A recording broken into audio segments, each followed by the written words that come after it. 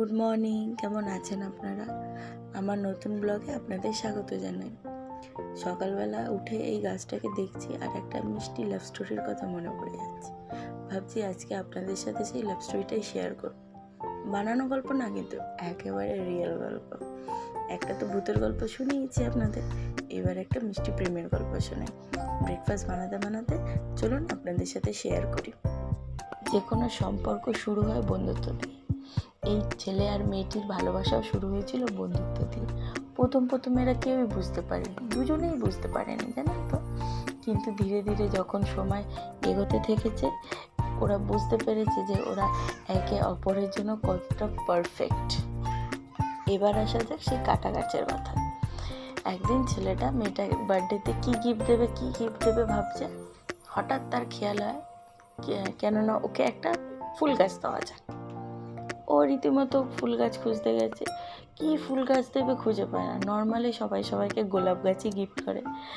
তো ও তখন খেয়াল করলো গোলাপ গাছ দিলে তো আর 5টা ছেলের মতো কমনই হয়ে গেল, আমি ওকে এই ফণি মনসা গাছটা দিচ্ছি। অ্যাকচুয়ালি আমি এর নাম অরিজিনালি জানি না, আমি যেটা জানি সেটাই বলছি। ফণি মনসা গাছটি মেয়েটাকে এনে দেয়। মেয়েটি প্রথম দেখে ভীষণ অবাক হয়, এ আবার কেমন, মানুষকে কত ভালো ভালো গিফট দেয় তাই না, হঠাৎ করে এই কাটা গাছটা এনে দিল। কিন্তু না, মেয়েটার ভালোবাসা ওই কাটা গাছটা থেকেই যেন শুরু হলো। মেয়েটা ধীরে ধীরে কাটা গাছটার যত্ন নিতে থাকে।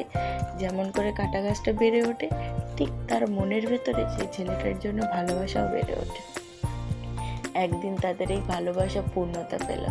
আর যেদিন ওদের বিয়েতে আমি গেছিলাম, জানেন তো, আমি দেখছি যে একটা ছোট্ট গাছ সেটা কতটা বড় হয়েছে। মানে ওদের ভালোবাসাটা যতটা বেড়েছে, যতটা পূর্ণতা পেয়েছে, গাছটাও ঠিক ততটাই সুন্দর হয়ে উঠেছে।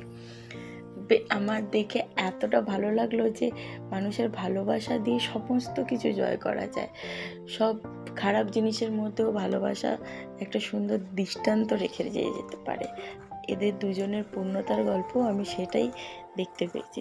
চলুন, লাভ স্টোরি শুনতে শুনতে আমার ব্রেকফাস্ট রেডি হয়ে গেছে। আজকে চানা মেখেছিলাম, লঙ্কা ছাড়াটা ছেলের জন্য রেখেছি, আর বাকিটা আমরা খাবো।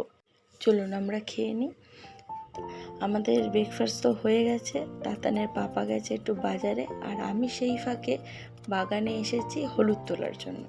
তাতান এখনও ঘুম থেকে ওঠেনি, তাই জন্য আমি এই সুযোগটা সদ্ব্যবহার করে নিচ্ছি।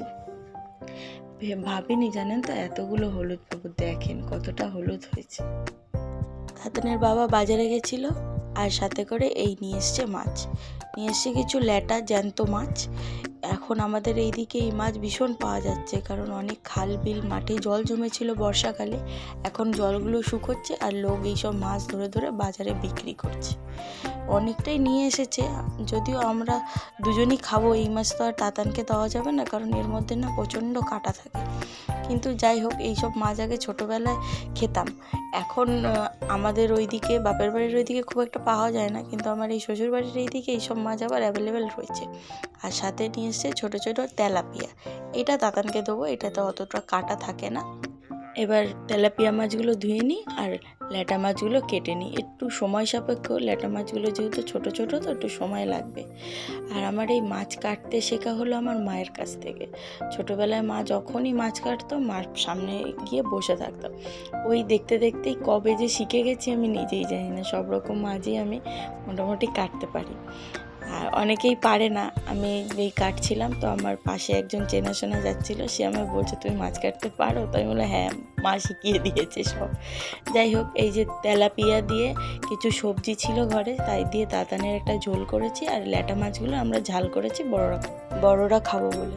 তো দুপুর হয়ে গেছে, এবার তাতানের খাওয়া দাওয়ার পালা। ওকে আমি খাওয়াই। ভিডিওটা কেমন লাগছে আমাকে জানাবেন। অবশ্যই সাবস্ক্রাইব করে আমার পাশে থাকবেন। টিল দেন, টাটা, দেখা হচ্ছে পরের ভিডিও।